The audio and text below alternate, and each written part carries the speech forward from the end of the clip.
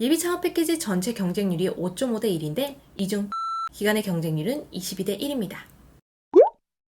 안녕하세요. 스타트업을 꿈꾸는 창업가들을 위한 스타트업 플랫폼의 스플랫입니다. 오늘은 창업을 지원해주는 정부 지원 사업에 등장하는 주간기간에 대해 말씀드릴게요. 2021년 7월 20일까지 접수를 받고 있는 생애 최초 청년 창업 지원 사업을 비롯해 매년 시행되는 예비 창업 패키지, 초기 창업 패키지 등의 정부 지원 사업을 지원할 때는 주간기간이라 불리우는 여러 기간들의 목록이 나오고 이 중 하나를 선택해야 합니다. 이 주간기간이라고 하는 곳은 무엇이고 주간기간의 선택에 따라 어떤 것이 달라지는지 그리고 어떤 기준으로 선택해야 하는지 지금부터 말씀드리겠습니다.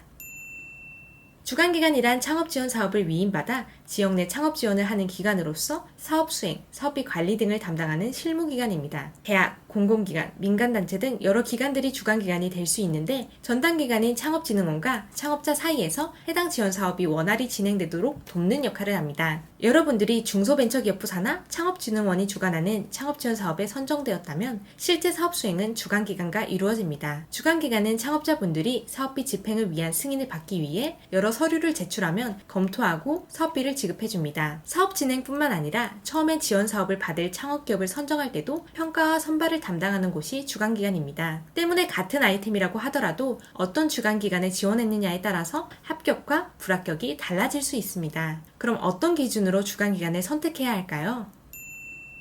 주간기관을 선택하는 기준은 크게 4가지가 있습니다. 첫 번째, 지역에 따른 경쟁률입니다. 주간기간별 경쟁률은 매년 달라집니다. 때문에 특정 주간기간에 지원하면 경쟁률이 낮다라고 말할 수는 없습니다. 다만 지방에 위치한 주간기간의 경쟁률이 수도권에 위치한 주간기간의 경쟁률보다는 낮은 경향을 보입니다. 예비창업 패키지를 예로 들면 2021년 예비창업 패키지 전체 경쟁률은 약 5.5대 1이었습니다. 하지만 서울의 한 주간기간의 경쟁률은 22대 1이었습니다.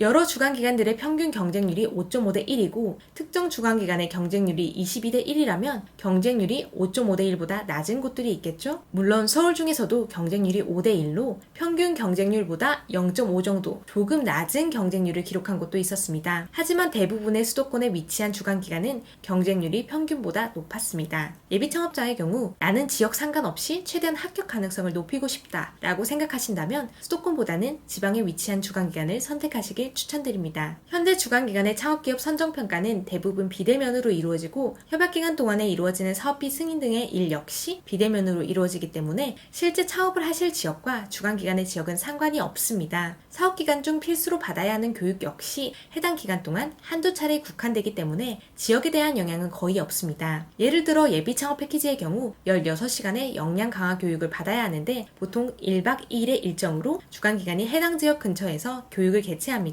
생애 최초 청년 창업 지원 사업의 경우 온라인으로 교육이 이루어지기 때문에 지역에 대한 부담은 없습니다. 다른 창업 지원 사업들이 주간기간별로 선정할 인원이 할당되어 있는데 생애 최초 청년 창업 지원 사업의 경우 특이하게도 초기 창업자는 주간기간별로 인원이 10명씩 할당되어 있지만 예비 창업자는 인원이 할당되어 있지 않습니다. 예비 창업자가 지원을 완료하면 각 기간별로 지원한 인원에 비례해서 선정할 인원을 할당해주는 형태로 인원이 배정되기 때문에 모든 주간기간의 경쟁률이 비슷하게 맞춰집니다. 하지만 경쟁률이 동일하다고 해서 내가 경쟁해야 할 사람의 숫자가 같은 것은 아닙니다. 예를 들어 최종 경쟁률이 5대 1일 경우 서울의 한 주간기간 A에 100명의 인원이 지원했다면 이 중 20명이 선발되고 80명이 떨어지게 됩니다. 지방의 다른 주간기간 B에 40명의 인원이 지원했다면 이 중 8명이 선발되고 32명이 떨어지게 됩니다. 절대적 경쟁률은 동일하지만 주간기간 A를 선택하면 80명을 넘어서야 하고 B를 선택하면 32명을 넘어서면 됩니다. 때문에 경쟁률이 동일하게 맞춰질지라도 좀 더 적은 인원이 지원하는 경향이 있는 지방의 주간기관을 선택하시는 것이 유리합니다. 초기 창업자의 경우는 예비 창업자와 다릅니다. 초기 창업자의 주간기간 역시 지방의 경쟁률이 수도권의 경쟁률보다 낮은 경향을 보입니다. 하지만 초기 창업자의 경우 주간기관에서 해당 권역의 사업자 등록이 되어 있는 기업을 특정 비율 이상 선정해야 하는 지침이 있습니다. 이번 생애 최초 청년 창업 지원 사업에서는 50% 이상, 2021년 초기 창업 패키지에서는 70% 이상의 기업을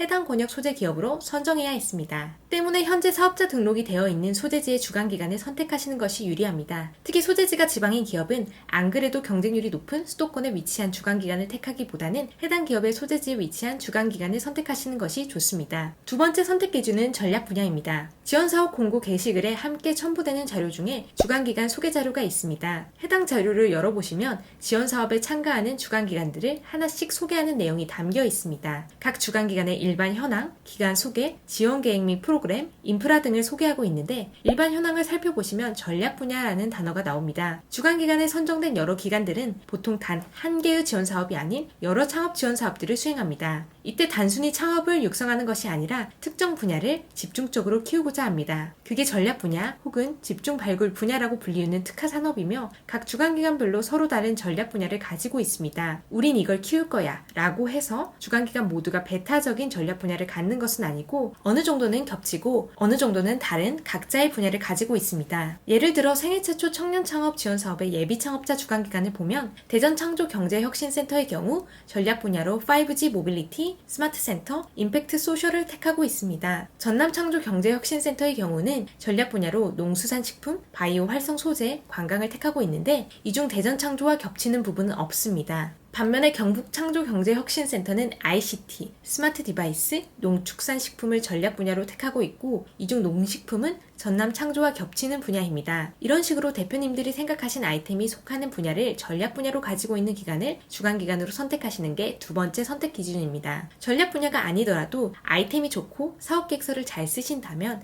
해당 주관기관에서 대표님의 아이템을 선정하겠지만 아무래도 주관기관 역시 창업지원기관으로서 전문성을 갖추기 위해 전략 분야에 속하는 아이템을 육성하고자 할 것입니다. 전략 분야에 속하는 아이템과 속하지 않는 아이템이 같은 점수를 받았다면 전략 분야에 속하는 아이템이 선정될 확률이 높겠죠? 주관기관의 전략 분야들을 살펴보시고 내 아이템이 속하는 주관기관에 지원하시는 걸 추천드립니다. 만약 내가 생각한 아이템에 해당하는 전략 분야를 가진 주관기관이 없다면 한양대학교처럼 전략 분야의 일반 분야 혹은 전기술 분야로 적혀있는 주관기관에 지원하시면 됩니다. 이렇게 일반 분야를 갖고 있는 주관기관에 지원하시는 분들이 있기 때문에 내 아이템이 속하는 전략 분야를 가진 주관기관이 있다면 해당 기관에 지원하시는 게 더더욱 유리합니다. 주관기관 소개 자료에 모든 기관의 전략 분야가 나와 있지 않거나 모든 주관기관이 일반 분야라고만 나와 있는 지원 사업도 있습니다. 이 경우에는 주관기관으로 등장하는 각 창조경제혁신센터, 대학교 창업지원단 홈페이지에 들어가시면 해당 기관의 전략 분야를 확인하실 수 있습니다. 세 번째 선택 기준은 인큐베이팅 시스템입니다. 각 기관들은 저마다 창업자들을 육성할 계획, 프로그램, 인프라를 갖추고 있습니다. 투자 유치 교육을 진행하는 곳도 있고 마케팅 교육과 실습을 진행하는 곳도 있으며 IR 피칭 기회를 주는 곳도 있습니다. 특히 사무실로 사용할 수 있는 입주 공간을 제공하고 동결 건조기, 촬영 스튜디오 등 시제품 제작에 필요한 장비를 갖춘 기관들도 있는데 현재 대표님의 거주지와 창업 예정지 등을 고려하시어 인근 지역이라면 고려 대상에 넣을 수 있습니다. 하지만 이는 어디까지나 합격 후에 누릴 수 있는 혜택이기 때문에 합격 가능성을 높이기 위한 기준인 첫 번째와 두 번째 기준에 비해 후순위가 될 것입니다. 첫 번째와 두 번째 기준을 적용시킨 후 여러 주관기관이 남는다면 생각해 볼 수 있는 기준입니다. 마지막으로 네 번째 기준은 후속 연계입니다. 중소벤처기업부에서 진행하는 창업사업화 지원 사업은 시기별로 단계가 있습니다. 예비창업자 단계에서 지원할 수 있는 예비창업 패키지, 3년 이내 초기창업자 단계에서 지원할 수 있는 초기창업 패키지, 3에서 7년 이내 창업도약기 단계에서 지원할 수 있는 창업도약 패키지 등이 있습니다. 여기에 만 29세 이하 20대 청년이라면 생애 최초 청년 창업 지원 사업이 대표자의 창업 여부에 따라 각각 예비창업 패키지와 초기창업 패키지 전 단계에 추가됩니다. 각 지원 사업들의 공고를 잘 살펴보시면 매년 특정 지원 사업의 주관기관 리스트는 아주 조금씩만 변한다는 것을 알 수 있습니다. 즉 재작년에 예비창업 패키지 주관기관이었던 기관이 작년에도 주관기관을 했고 올해도 주관기관에 포함되어 있는 경우가 많다는 것입니다. 해당 주관기관이 내년에도 주관기관을 할 확률이 높겠죠? 여기에 대표님이 지금 지원하려고 하는 단계의 지원 사업과 다음 단계의 지원 사업에 공통적으로 나타나는 주관기관을 찾아볼 수 있습니다. 건국대학교 등이 그 예입니다. 만약 초기 창업 패키지에 지원한 두 기업 중 한 기업은 예비 창업 패키지를 그 주관기관에서 수행해 우수한 평가를 받았고 다른 한 기업은 아무런 접점이 없는 상태에서 비슷한 점수를 받았다면 어떤 기업이 통과될 확률이 높을까요? 다음 단계의 지원 사업까지 고려한다면 단계별로 창업사업화 지원 사업을 수행하고 있는 주관기관에 합격하는 것은 큰 이점이 될 수 있습니다. 하지만 이 선정 기준 역시 세 번째 기준처럼 첫 번째 기준과 두 번째 기준을 충족시킨 상황에서 남은 주관기관들 중 하나를 선택하는 부가적인 기준이 될 것입니다. 요약하면 예비 창업자라면 현재 주민등록지나 창업 예정지와 상관없이 주관기관을 지원할 수 있는데 수도권보다 지방에 소재한 주관기관이 상대적으로 경쟁률이 낮고 지원자가 적기 때문에 지방으로 지원하는 것이 유리합니다. 초기 창업자라면 해당 권역의 소재 기업을 특정 비율 이상으로 뽑기 때문에 해당 권역에 특히 지방 소재 기업이라면 해당 지방에 지원하는 것이 더더욱 유리합니다. 또한 주간기간별로 전략 분야나 집중 발굴 분야로 불리우는 특화 산업을 갖고 있기 때문에 대표님의 아이템이 해당하는 분야를 갖춘 주간기관에 지원하는 것이 좋습니다. 주간기관 소개 자료에 나와 있지 않다면